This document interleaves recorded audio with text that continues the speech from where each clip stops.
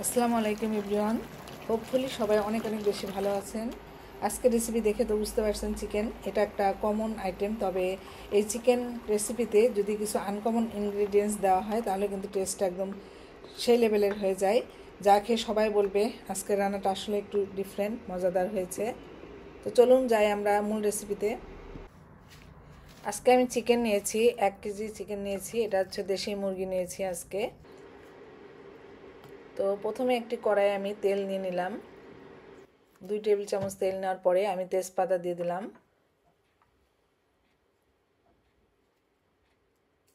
এরপরে আমি তেলের উপরে এলাচ দিলাম আর তারা মৌরি দিলাম একটি।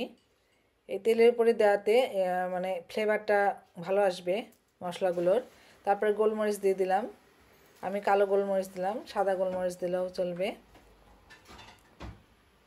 এরপরে দারুচিনি দিলাম 3 পিস,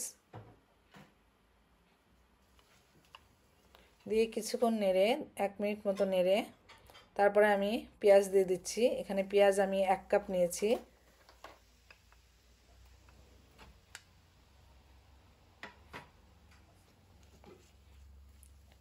পেঁয়াজটা একটু হালকা লাল করে নিতে হবে, তো তাড়াতাড়ি যাতে হয় যার জন্য আমি একটু লবণ দিয়ে নিচ্ছি।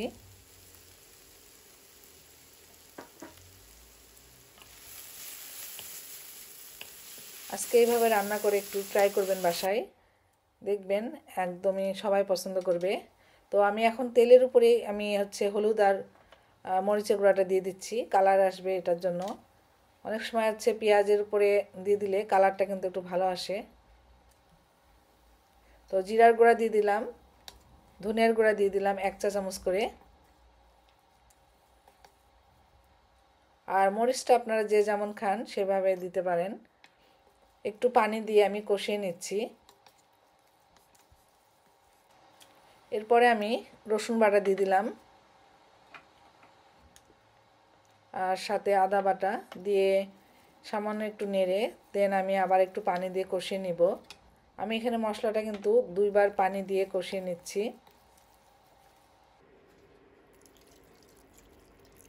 এখন আমি 1/2 কাপ পানি দিয়ে আবার ভালোভাবে একটু কষিয়ে নিব।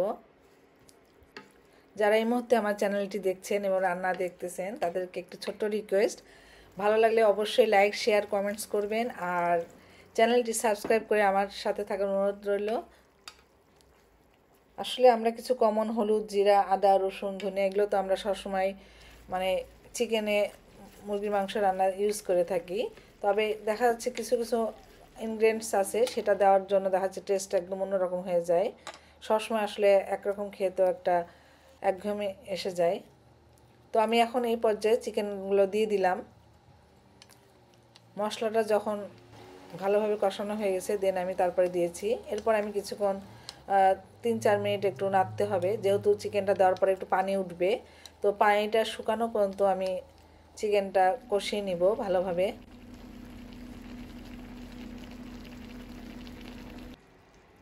দেখুন এখন আমার প্রায় তেলটা কিন্তু উপরে উঠে গেছে, মানে চিকেনটা পুরোপুরি কষানো হয়েছে। আসলে চিকেনটা কিন্তু খুব ভালোভাবে কষাতে হয়। একদম আমি কষে দেখেন কালারটা একদম চেঞ্জ হয়ে গেছে আর তেলটা কিন্তু পুরো উপরে উঠে এসেছে। এখন আমি একটু লবণ দিয়ে দিলাম। দেন এরপরে আমি নারকেল দুধটা দিয়ে দিচ্ছি। আমি এখানে 1.5 কাপ নারকেল দুধ নিয়েছি। আমি এখানে রেডিমেড যে প্যাকেটে পাওয়া যায় সেটা আমি নিয়েছি।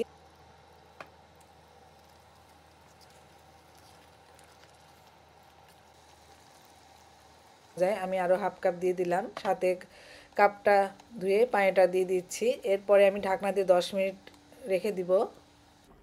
10 মিনিট পরে চিকেনটা প্রায় আমার হয়ে গেছে, তবে আমি আরও কিছুক্ষণ আরও 10 মিনিট চুলায় রাখবো।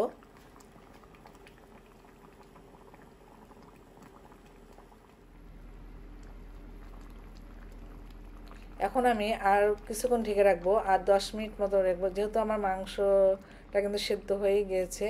তো আমি আরও কিছুক্ষণ 10 মিনিটের জন্য ঢেকে রাখবো। 10 মিনিট পরে দেখুন আমার প্রায় অলমোস্ট হয়ে গিয়েছে। এখন আমি চুলাটা বন্ধ করে দিলাম।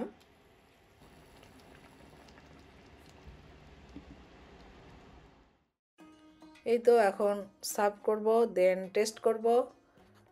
ইনশাল্লাহ খেতে তো দারুণ হবে, কালারটা যেহেতু সুন্দর এসেছে আর ফ্লেভারটাও খুব ভালো একটা ফ্লেভার বের হচ্ছে। তো সবাই আপনারা অবশ্যই বাসায় ট্রাই করবেন। সবাই ভালো থাকবেন, সুস্থ থাকবেন এবং নিরাপদে থাকবেন।